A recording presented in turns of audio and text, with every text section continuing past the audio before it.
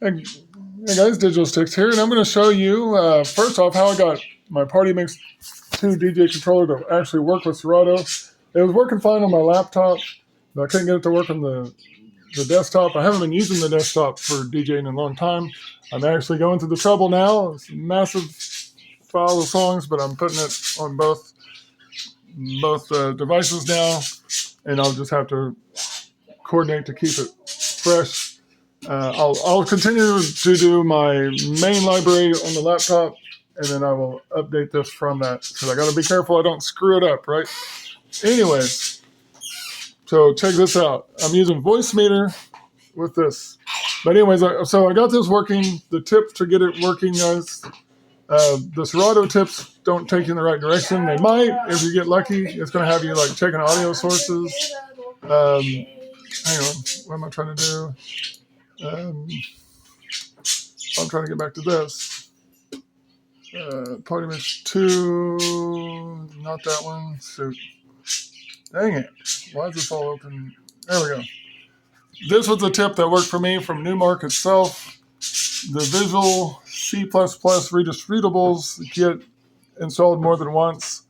And you delete all those, and then when you rerun the install file for the Newmark, it will fix those. So that fixed the problem for me. Serato gives you tips about sound things. I don't think that's the problem. But anyways, now we'll come back over to Serato, and let me show you what I got working on here. So as you see, I'm already playing, right? And I'll jump back to Q.1, and I'm up here. But check this out. In conjunction with, so right here, the line 1, that's the virtual audio cable option that you can install for here. You come to settings, audio, you can use laptop speakers. And it's defaulting to that monitor, but anyways, I don't use that. Make audio available to other applications. I do that. And then that's using the virtual audio cable. So now we come back over here to Voicemeter, and I have my headphones, or my Corsair headphones are my A1. My A2 is my Elgato HG60 that I stream to that PC with. So, and then and my A3 is currently my computer speakers. I'm constantly changing this stuff up. But check this out. So, this is my cue. I have it going to my personas. It's come back in the PC that way, right? So when I select A3, it's going to there, right? If I select A1, I got to go into my headphones. So that's my cue, right? Here's the main. You see I got A2. This would go to my stream. This is what the audience would hear. And I've got it playing right now.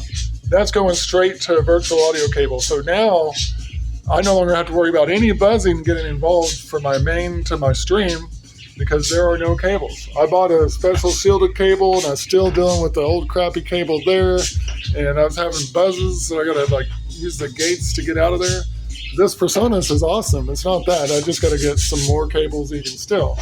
And then I was using my line in, which meant running a cable all the way back up to the PC. Anyways, now no fancy equipment is necessary.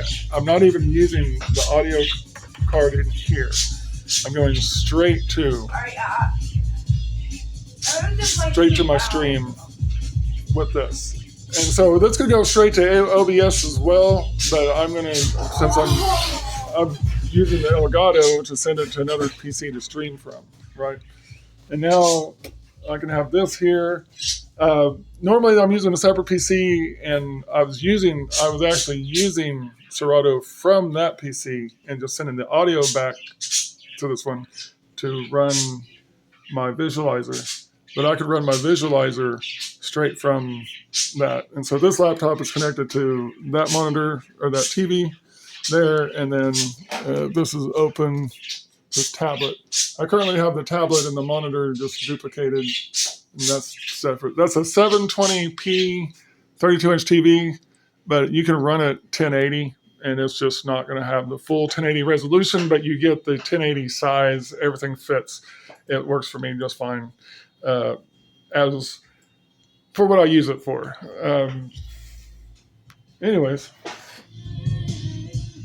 But yeah, that's the setup. So I can now do streaming without any interference. I can get my audio perfect and it stays there, just like I like it. And my Personas was great for that with my better gear. But honestly, I'll use this setup even with better gear. And I am looking for a better controller. I don't know if I'm going to go all the way back up to the SX3 or equivalent anytime soon, but I definitely would like to get past the Party Mix 2 to have a little bit more of... little more freedom back. This is using like stuff is duplicated and stuff like that, and so it really kind of crimps the style a little bit. But it's been better than nothing. I know if I didn't have that, I wouldn't even know to even try to get back into DJing. I'm trying to find my way back forward from other health concerns and stuff, so this is helping. But anyways, this is a 2-for-1 video. That's how my setup is working, roughly as a toss-in. But also, if you're having trouble getting your Party Mix 2 to work with your Windows PC, that's why. If it's not, you can check the Serato. Serato will have you check your audio settings. You can check that real quick. But if they're fine, they're fine. If you check it, you check it, recheck it. By the time you check it 3 times, they're fine. That's not your problem. It's going to be the redistributables. And again, I know those redistributables are problematic for games like Rocksmith and also Aces High. I have to trouble with Aces High on them. So that should all be squared away. And now I'm going to be looking forward to doing a DJ set the way I want to. I got a few more things to line out and change up some of my settings on OBS to run my visualizer from that PC. And then, boom, we'll see what happens. I'm going to try to do some more progressive house mixes for listening enjoyment later. I like progressive house. I get inspired by sampling the music, by setting up my key points and all of that stuff.